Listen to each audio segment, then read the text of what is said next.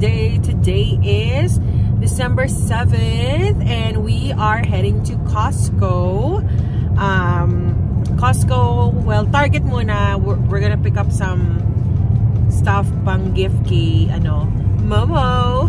And then we're gonna head to Costco to stock up on groceries. So, meron na kaming listahan pero hopefully sana wala na kaming idadagdag. And we might go to Walmart for just the other items, but yeah, we really need to go to the store kasi hubby is gonna have a different schedule here soon. So, may food kami sa bahay before he starts his new work. So, yun lang. We'll catch up with you later.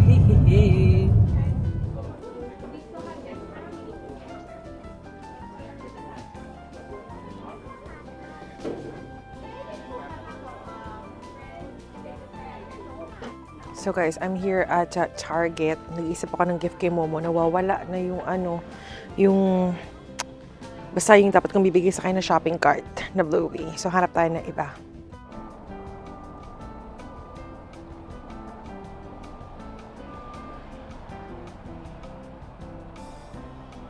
I'm waiting for hubby. Apparently, pumasok siya sa loob. Hindi ko alam. Ay, nakikita ni Malaya yung gift namin.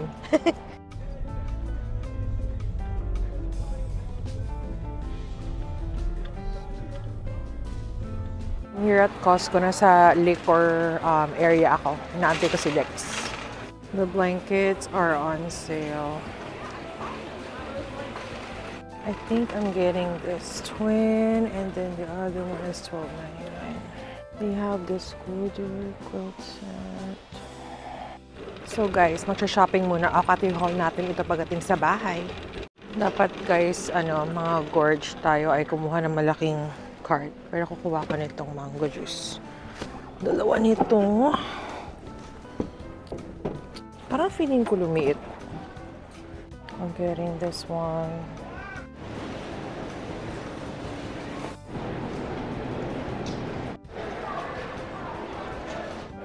Dami.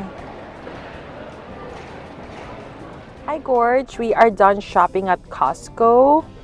And we are heading to Walmart para kumuha lang ng mga wala sa Costco. They didn't have the milk. They didn't have like a single milk. Kaya sa Walmart kami bibili. Pero hindi na ako mag-vlog doon. So, pag uwi na lang ng bahay, ako magpa-vlog. Ang daming tao sa Costco at maaga kami. And nakita ko yung yung mga kakilala ko, yung mga friend, si Catherine. So, ayun. We'll catch up later when we get home. Hey Gorge! We are back home and ipapakita ko sa inyo yung mga pinamili namin o pinamili ko sa Costco and isama ko na rin yung pinamili sa Walmart and I will give you the total amount. So, yung sa Costco medyo medyo mataas dahil nga meron kaming exchange gift ni na Cristel and family.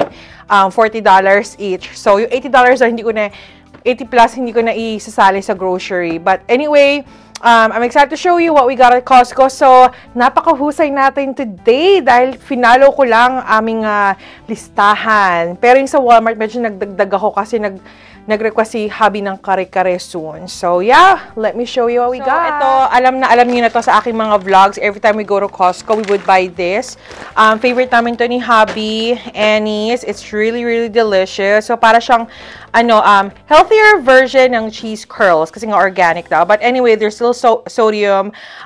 Just eat a little bit here and there. Pero it's gluten-free if you're wanting something gluten-free, baked, and not fried. No artificial flavors or synthetic colors, sabi nila. So, we'll see. But, I don't know if it's really true pero it's really good. Favorite namin to ni hubby. Kaya nag-stock na kami. And then, itong castañas in Filipino or Tagalog, castañas or I think it's a Hispanic word. Roasted chestnuts, diba? But this one is good kasi ready to eat na siya. Shelled and ready to eat. It has six bags. So, pwedeng pang baon, pwedeng pang snacks para na movie. And in this one, I heard that this is really good. I think I'm gonna take one for the family, Cristel's family. Kasi gagawa ko ng parang wine whatever. Oh my God, sinabi ko na. Wine whatever basket as our present for them. So, yun ang ginawa namin nung nakaraan, diba? Sa previous vlog ko. I created like baskets or DIY affordable basket. So, yung mga cute lang. Anyway, mukhang masarap to. I heard a lot of good things kasi I always watch videos on YouTube about like the deals at Costco and all that. So, this is seasonal lang. Every Christmas lang ata ito, I believe so. So, we'll see. Cranberry, hazelnut. I think I like this one. And then next is, instead of me getting the, you know, lumpiang Baguio, I just decided to get this vegetable spring rolls na Bibigo. It's a Korean brand. It has 50 in total. So, tatagal sa amin to ng super tagal. And then, of course, tofu. It's cheaper if you get the tofu at Costco. I usually cook this with broccoli, pepper, beans, and then just a little bit of soy sauce or Yoishin sauce. I don't know how you say it. Yoishin sauce. So this is like $8 lang. And then meron ka ng 4 packs. And then next one is, so I know this is not the best, but hubby wanted energy drink kasi nga he's gonna start a new job soon and his schedule will change. So hanggang sa makapag-adjust lang siya and then we'll go back to Liquid IV. And then Tonkatsu na premium. Ito ay less than $10. I think pero I think so. I think this is on sale. Yeah, $3 off to. And then, just sa liquor store, tumingin ako ng mga liquor. Hindi naman tayo alcoholic. Alam niyo naman yan, di ba? Talagang lang, mahilig lang ako mag-stock kasi nga, pag may bisita or like may okasyon, wala akong madala, mayroon kaming wine or whatever. But, this is different. I haven't tried this version. Mahilig ako sa mga citrusy, pero it's Italian dry white wine. So, we'll see kung gaano siya kasarap. But I'm gonna give this one to a friend. This one, and then this one is ours. And then, Imperial Berry Cider. So, mayroon Alaska. Yan. Nasa $13 ata to. So, I had to purchase this separately compared doon sa ibang groceries. Kasi ito sa Alaska, hindi lahat pwede bumili ng alcohol. 21 years old and above dapat. So, naka-separate siya lagi. Even sa mga Walmart or Cars or Fred Meyers, naka-separate yung mga liquor stores nila. Or liquor, yeah, yung liquor store. And then I got eggs again, for stock lang, and then croissant. So, pag naman ito ay pass na ng expiration date, ilalagay natin sa fridge. So, it says it's good until the 8th. So, that's going to be until tomorrow, but it's fine. It's still gonna last for another week or so. Grapes, which I'm going to wash later. And the mango nectar, dalawa na binili namin para meron na kaming stock dito. Mind you guys, we mix this with water. So, we don't drink it like pure na ganyan. So, yeah, ayan yung mga Costco buys namin. And then, yung toilet paper and 2 packs of water ay nasa storage namin sa garage sa baba. Tapos, we'll just get the pack of water and bring it upstairs probably tomorrow.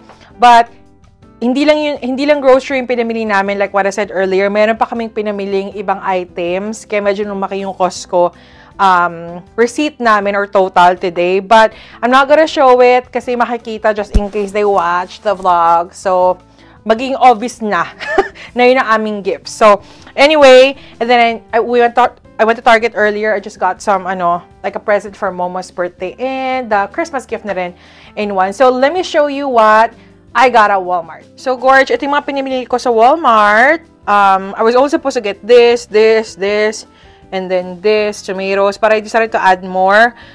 Kasi nga hindi na kami makapag-grocery masyado. So, kung hindi nyo ako makikita na mag-grocery vlog, it means, may pasok si hubby or masama ang weather. So, nag-stock na kami yan, nag-stock. Anyway, chicken, stock ko lang yan just in case mag-afritada or adobo again. And then, corned beef. This is the one that I was telling you about na to me, it's really masarap. It's a product of Brazil, sabi nila. It's cheaper than Hormel or Palm. So, it's good. Kung nakitipid kayo, gusto nyo ng corned beef lang pang gisa-gisa for everyday breakfast or pang ulam with ketchup and eggs, which is masarap with rice, yun na lang ang bilhin nyo. Nakakainis na talaga sa Walmart kasi ninanakaw ata lagi yung Walmart. Ninanakaw lagi yung corned beef, yung Spam, luncheon meat. Kaya kailangan ko mag-antay ng associate para i-unlock yung cabinet and then bibigyan nila sa akin yung item. So, anyway, 2% milk, butter na light. Masarap to, guys. And then, garlic salt. I was gonna buy the one at Costco, pero wala akong makitang garlic salt sa Costco. Milanesa, pang beef steak. And then, ito ay beef oxtail, pang kare-kare.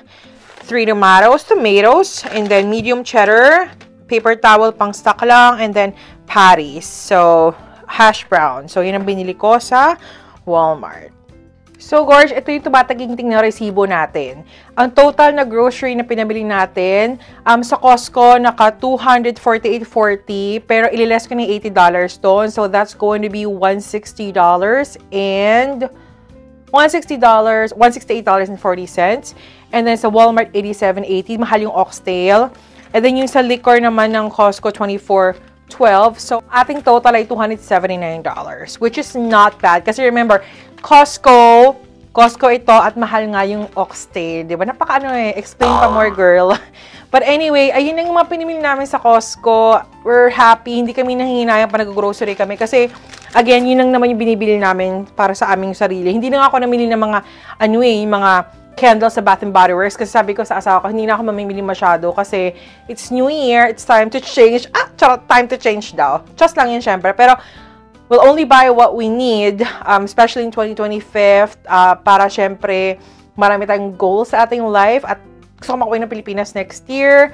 And ano pa ba? Magkapadala pa ako ng box sa Pilipinas. So magkakaroon tayo ng ng grocery na after Christmas chocolate shopping na ipapadala natin sa Balikbayan box or ipapasulubong ko pag uwi ko ng Pilipinas next year. So, Gorge, thank you so much for watching this wonderful vlog. Wonderful! Thank you for watching this vlog. Don't forget to like, share, and subscribe to my YouTube channel. And thank you very much for watching this vlog again. Sa mga dati kong subscribers, sa mga bagong subscribers, I really appreciate you, each and every one. And I will see you in my next vlog. Bye! Happy holidays!